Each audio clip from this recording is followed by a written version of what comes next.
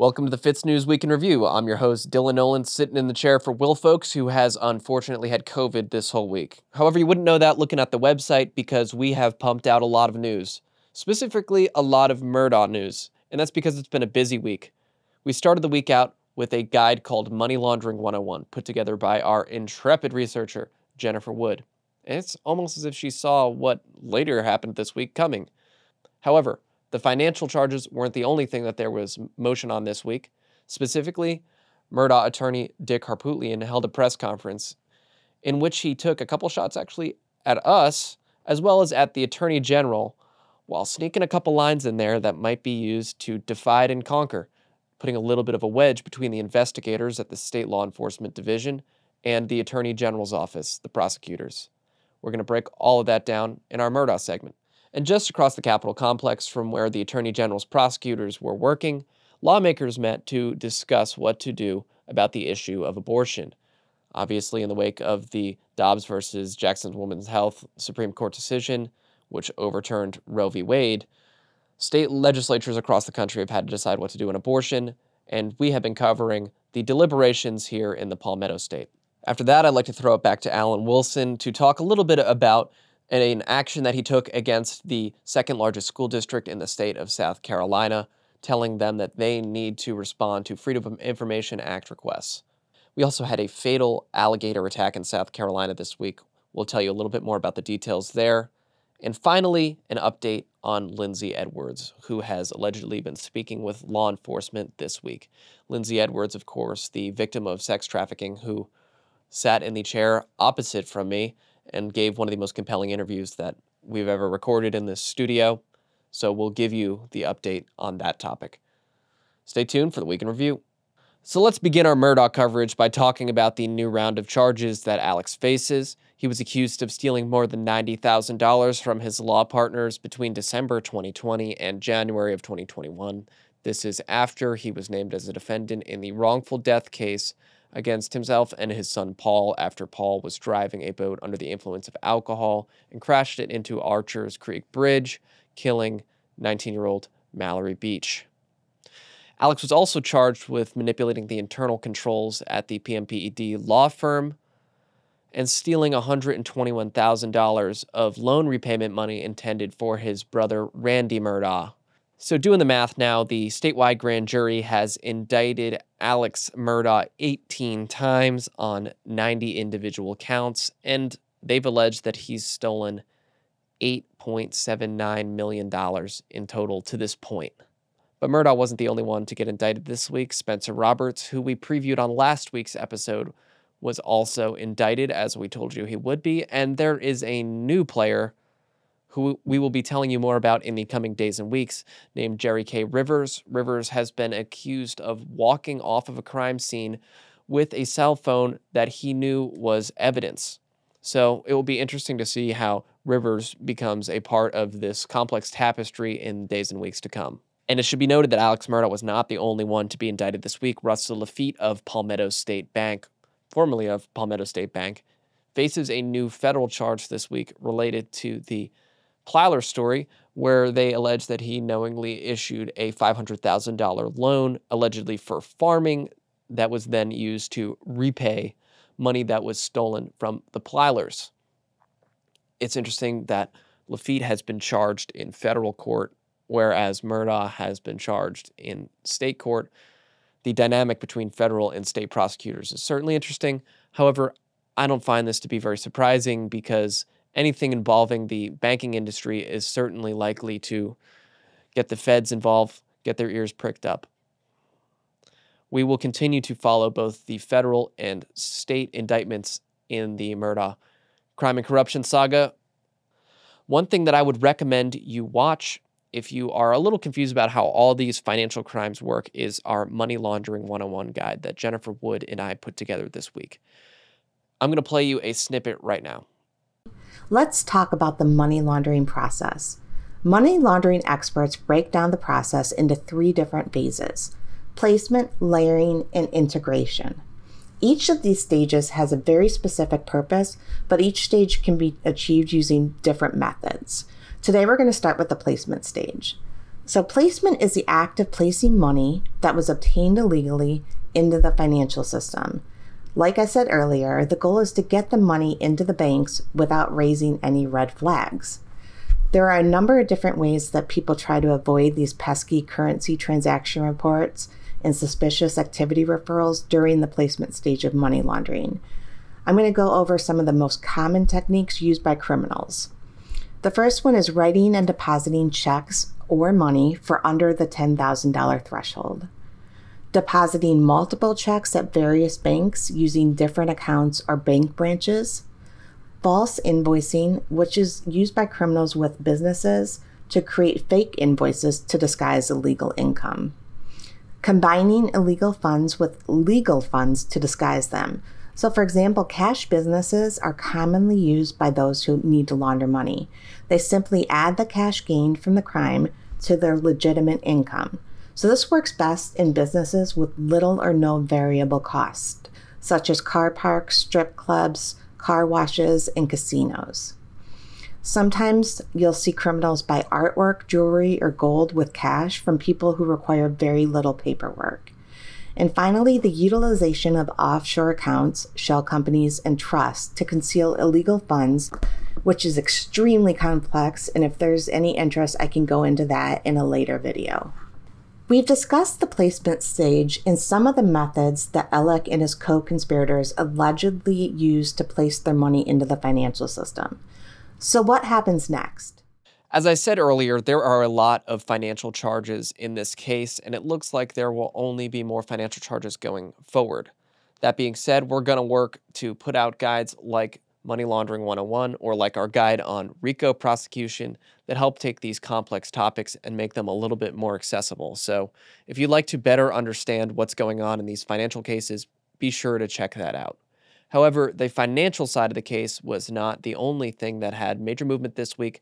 Let's get a little bit into the murder trial and the war that Dick Harpootlian has been waging on behalf of his client. Earlier this week, I covered a press conference held by Harpootlian in which he alleged that South Carolina Attorney General prosecutors are not giving him the evidence that they are legally obligated to so that he can defend his client. He also made some slick comments there, potentially trying to drive a wedge between the Attorney General and the investigators. I'm going to play you this little clip. Take a listen. We didn't get a gag order. I mean, the judge said, not going to gag you. We're not going to seal anything. Everything's out in the open. Well, if it's out in the open, those are the rules. We're going to play by the rules. And I might further point this out. As you see in the motion, there's been an exchange of emails rather than motions made. And let me get a little technical. Rule 5 of the South Carolina Rules of Criminal Procedure, once we make that motion, our guy's indicted, we make a motion, they have 30 days maximum to give us the stuff. On last Friday, almost at 5 o'clock, we get an email from the prosecutor telling us he wants some sort of order that would seal everything, basically, which we believe is inconsistent with Judge Newman's denial of the gag order. We tried to tweak it a little bit and finally just said no. Statewide grand jury law requires certain sealing and certain procedural requirements to make that public. Information was gathered by the statewide grand jury, but this is a case pending in state court in Carlton County. Those rules don't apply. There was no reason, as I point out, they couldn't have turned almost all of this over to us 32 days ago. There's still 2 days late. Now, Judge Newman sent an email this morning asking that an order be drafted unsealing items. That's great. A number of the search warrants in this case had sealed affidavits. Now, sealed affidavits, I shouldn't have to explain to any of you, because if you turn on the news right now, they're talking about sealed affidavits on a certain search warrant in Florida. The question is, after the indictment is brought, should they still be sealed? And the answer is no. So 32 days ago, they could have made a motion to unseal the search warrants. They didn't do it.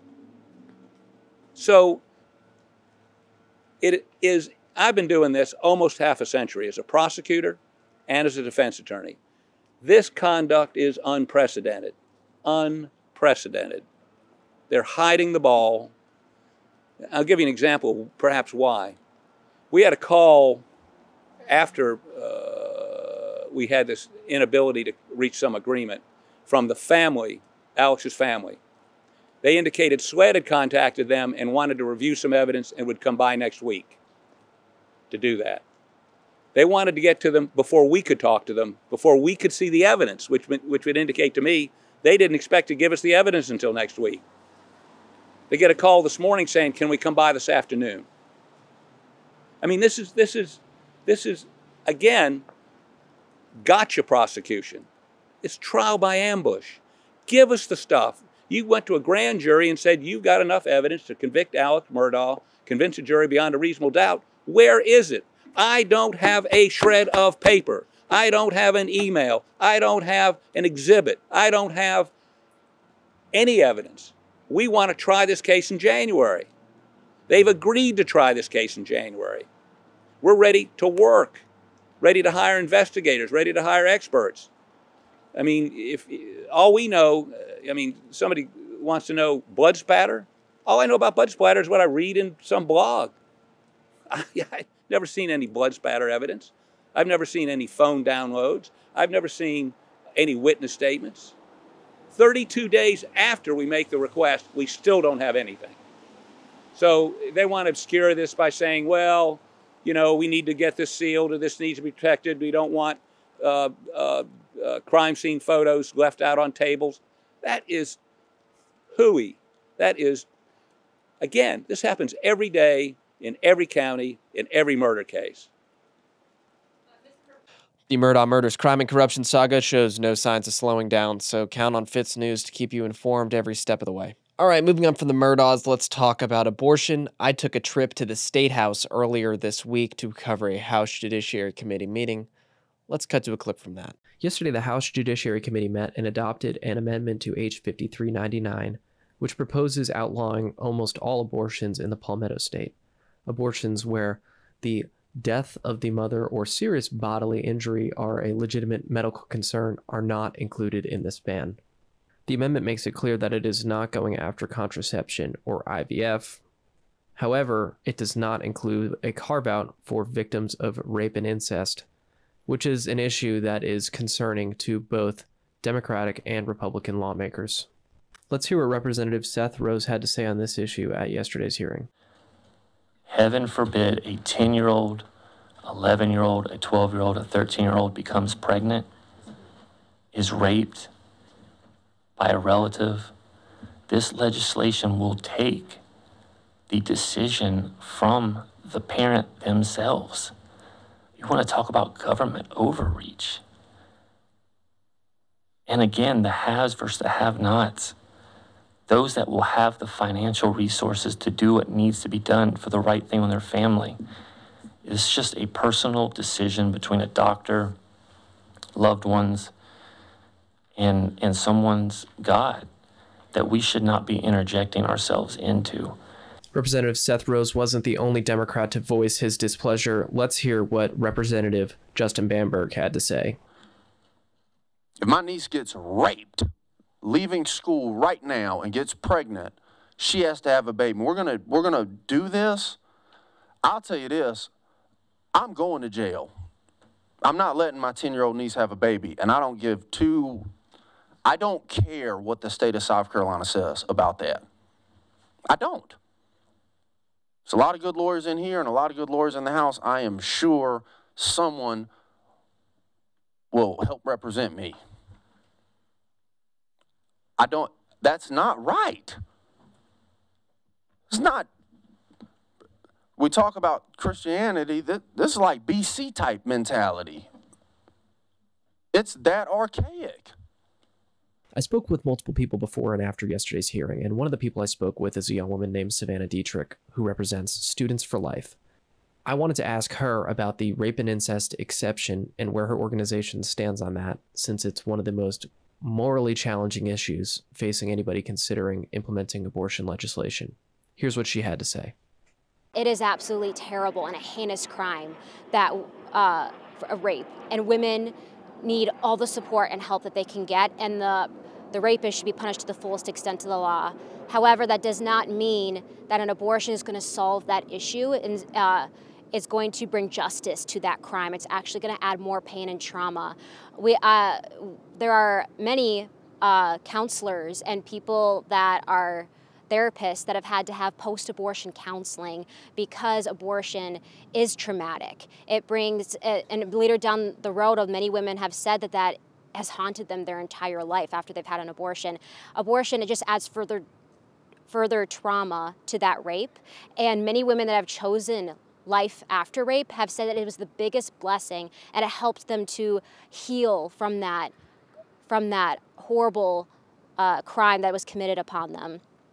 And we are here for those women that have been raped and to help support them through that process. But killing their child is never the answer to a crime, and the baby did not have any choice how they were conceived, and they should not have to be punished for their father's crime. So you've heard one side of that issue from Democratic reps and another side of that issue from a pro-life activist who was in attendance yesterday. I also had the pleasure of speaking with the president and vice president of the University of South Carolina College Democrats. I had posed them a question basically saying that it's an inevitability that South Carolina's legislature will pass an abortion ban, and I went on to ask them what they thought might be some important priorities for Democrats and moderate conservatives to try to get added to that bill, and they gave a rather interesting response. I actually full-heartedly disagree with the assertion, because we all thought about that about Georgia, and then they voted for 2 Democratic senators and for a Democratic president. So if this bill gets held up in the House for long enough, then we could get a Democratic governor or more Democratic House members, or some people may have a change of heart seeing that culture is not going their way and vote with their conscience instead of their party leadership, is what I personally think. And Representative Collins, I think that was his name, made a pretty good, yeah, he was the one who said that he voted for the fetal heartbeat bill, and he's seen the negative repercussions of this, and maybe somebody will have a change of heart. While I personally believe that they might be being overly optimistic, I do think that hearing Representative Collins' testimony is worthwhile, so let's cut to that. I voted for the pain-capable bill, the fetal heartbeat bill, and fetal heartbeat has been for 6 weeks now. The second week that the fetal heartbeat bill became law, a doctor called me out of Anderson. I live in Easley. A 19-year-old girl appeared at the ER. She was 15 weeks pregnant. Her water broke. And the fetus was unviable. The standard of care was to advise her that they could extract or she could go home. The attorneys told the doctors that because of the fetal heartbeat bill, because that 15-week-old had a heartbeat, the doctors could not extract. So their only choices were to admit the 19-year-old until that fetal heartbeat stopped. I asked, how long does it take to stop?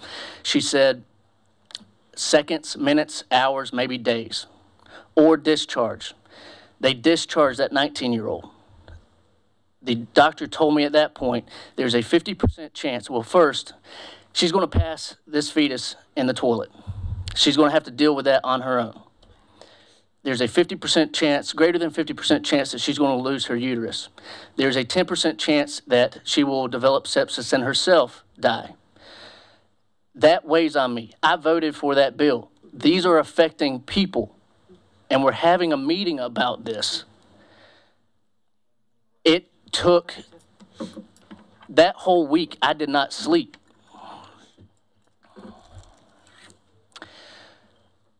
I followed up with the doctor a week later. She had heard nothing, did not know about the 19-year-old.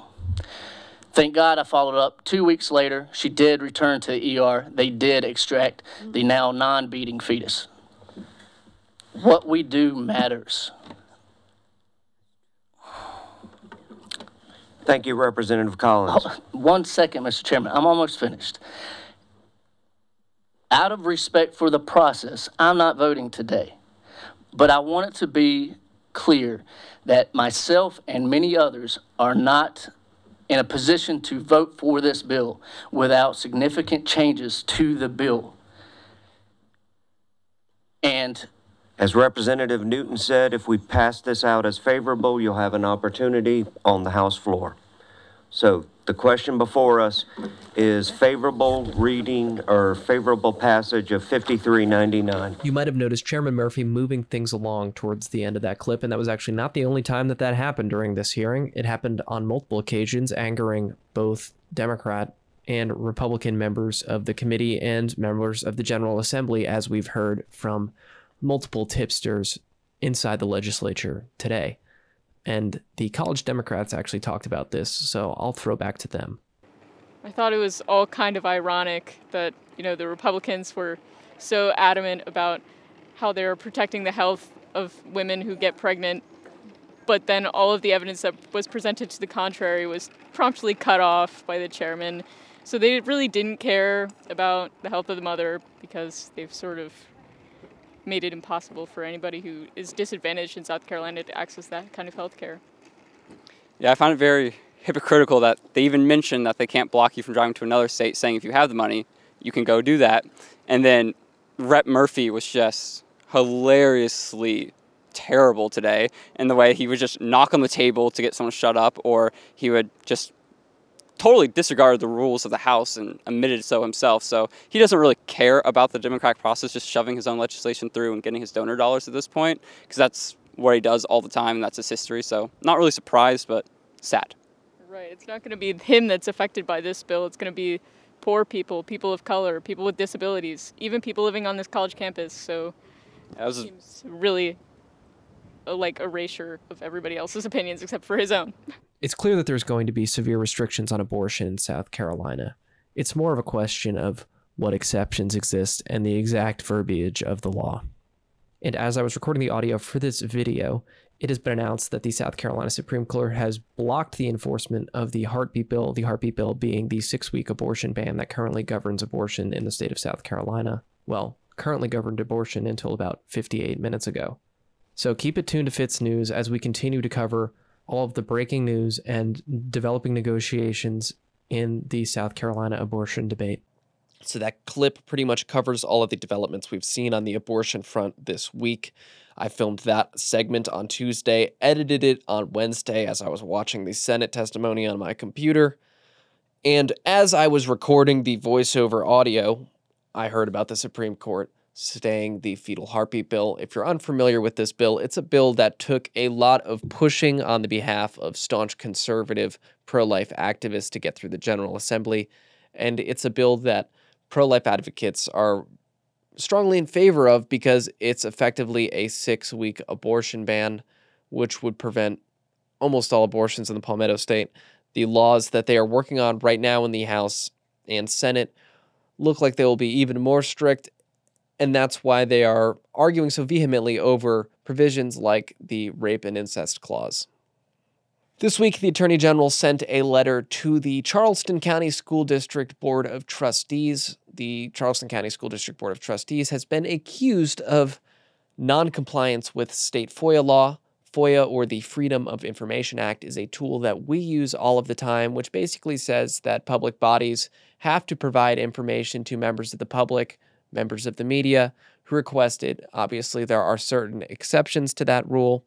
However, it is altogether too common for local governments, for state agencies, for school boards to completely malign those exceptions, to either say, okay, you want these documents, pay us $40,000, or to refuse to produce documents at all. And Alan Wilson says that his office does not typically get involved in these disputes in this letter. However, he threatens to apply legal muscles. So this is basically a show of force to, one, this specific district, which happens to be the second largest in the state. But also, he's firing a warning shot up in the air to all of these other school districts, as well as local government, saying that he's not afraid to get involved in FOIA. Now, as somebody who has been calling for accountability for these school officials and for corrupt local officials in my capacity as a journalist here at FITSNews, between the developments last week and this week, I'm very happy with what Attorney General Wilson is doing. And for full transparency, my first job out of college was working in the communications shop at the Office of the Attorney General. So I would be saying, this regardless of whether I worked there or not, but I think that it's something that you as an audience member deserve to know. Will actually hired me away from them. Regardless of my past, more transparency is a good thing. The public's ability to hold government officials accountable for every dollar of their money that they spend is completely necessary. And while I understand that small school boards, that small local governments might not have the capability to completely effectively respond to FOIA requests, it seems as though there are many who brazenly do not make a good faith effort to respond in an appropriate and meaningful way at all. And I will support anything that puts pressure on these officials to not behave this way going forward. It's certainly going to be interesting to see what Alan Wilson and the attorneys who work with him at the South Carolina Attorney General's office do to continue ratcheting up the pressure here. And obviously, Alan Wilson is an elected official, so we got to look at this from a political angle. Alan Wilson faced Lauren Martell, a far-right challenger who we interviewed on this channel in the primary. Wilson handily defeated Martell and has no opponent in the general election. I can only speculate to what Alan Wilson's motivations are. Who knows if he's thinking further down the road than just this November, but I can tell you that he's not facing serious opposition right now to motivate these decisions. I can tell you that I will happily support anybody who makes meaningful steps to get us more accountability, more transparency in our schools, in our local governments, in our state government, and that FITSNews will continue to provide you the best coverage of whatever additional actions Alan Wilson's office takes in the coming days, weeks, and months to put pressure on school boards and school officials who are preventing us from having accountability and transparency. Jarvis Evans was a 40-year-old black man living in Lawrence, South Carolina when he was arrested last summer. Evans is mentally ill and was taken to the R. Eugene Johnson Detention Center, where video released on Tuesday by an attorney retained by Johnson's family, Mark Pepper, shows Greenville County Sheriff's deputies tasing Evans multiple times while he was restrained in basically a wheelchair with straps on it. This video is on our YouTube channel. I'm going to play a very short clip of it right now. It ain't going. He got it now. 1, 2, 3, 4, 5, 6. One on the taser with me. Jarvis Evans still kicking those. Ah! Jarvis Evans, he chased me. It ain't scrapped down. It's still Jarvis Evans still living. Okay, I got it. I'm going to stop. Jarvis Evans, 1, 2, 3, 4, 5. Ah! Ah! 1, 2, 3, 4, 5. 1, 2, 3. Oh, he's still chasing me. Oh, God. Oh, God. Okay, he chasing me. 1, 2, 3, 4, 5. 1, 2, 3, 4, 5. 1, 2, 3, 4, 5. 6 in the hell. And they're still kicking those. Jarvis Evans got a taser on me. 1, 2, 3, 4, 5. They got 1, 2, 3, 4, 5, 2 tasers on me. 1, 2, 3, 4, 5. Jarvis Evans still kicking those. Taser on me. I got 1, 2, 3, 4, 5, 2 tasers going. They can't get a scrap. Jarvis Evans still kicking those. He got 2 guns. 1, 2, 3, 4, 5. Officer, gonna drop me on my head. 1, 2, 3, 4, 5. Evans was placed in the restraint chair that you just saw in the video. Officers then moved him into a cell once they had completely restrained him. And they checked on him 90 minutes later, only to find him passed away in the cell. Now, Pepper is filing a wrongful death lawsuit, which names the the Lawrence County Sheriff as the defendant. We will cover this legal action as it proceeds, but no matter what happens in this case, it was tragic. I just thought it was something that you needed to see in case you missed it earlier. So earlier this week, an 88-year-old woman named Nancy Becker was killed by an alligator living in a retirement community called Sun City. Sun City is about 12 miles away from Hilton Head off of Interstate 95 in the South Carolina Lowcountry. The alligator, which killed her, was 9 feet and 8 inches long and was euthanized by authorities once they found it basically guarding her body. Considering how many alligators we have in South Carolina, alligator attacks are actually fairly uncommon.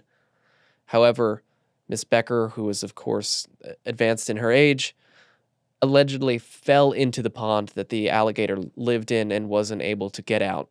So, obviously, our condolences to the family of Miss Becker, But that is what happened with the Alligator attack that we reported as breaking news earlier this week, in case you did not see the follow-up story. And I'd like to close the show out with an update about Lindsay Edwards. Of course, this interview that we did blew up. I think it blew up because, one, it had the magic M word, Murdaugh, in the title. But I think what really gave it the oomph was the fact that this story went far beyond Alex Murdaugh. If you didn't watch the interview, I would highly recommend that you take the time to watch it. However, I think that most members of our audience, and many members of the public who aren't even members of our audience, watched that interview. And we reported this week that Lindsay is working with members of the South Carolina Law Enforcement Division to hopefully help bring some justice to this situation. Obviously, we don't know exactly what they talked about. However, you can count on us to continue to provide you with updates and to continue to stay on this story. Lindsay was allegedly sex trafficked. She worked as a stripper, was recruited by a madam who pimped her out for a number of years. And the Murdaugh component of the story is the fact that she alleges that Alex Murdaugh was one of her clients on 4 occasions. The first time voluntarily. He allegedly treated her quite brutally, and she was forced by her madam to service him 3 more times. It's truly a harrowing interview. It's hard to listen to, but it's important to listen to, especially if you're like me and you're fortunate enough to live a life where things like that just aren't a part of your daily life. Because unfortunately, there are a lot of people in South Carolina who live through horrors like that on a daily basis. So count on us to continue to provide you with updates on that story, and I would encourage you, of course, if you haven't watched that interview, take the time to watch it. Alrighty, that's all I got for you on the Week in Review this week, but I do have a message from Will. We've got the COVID, but we'll be back next week. Take that out. Feeling better.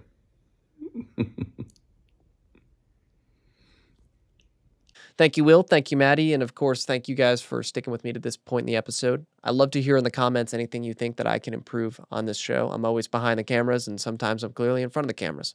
I hope I did an adequate job, and I'm glad to see our YouTube audience is growing. And remember, you can always listen to the FITSNews Week in Review on Apple Podcasts, on Spotify, on a Google Podcasts. If that's a more convenient way for you to consume the show, it gets uploaded to those platforms at the same time that it gets uploaded to YouTube every week. So if that's a good way for you to get your FITSNews fix, I would recommend checking us out on there too. Thank you so much and have a great weekend.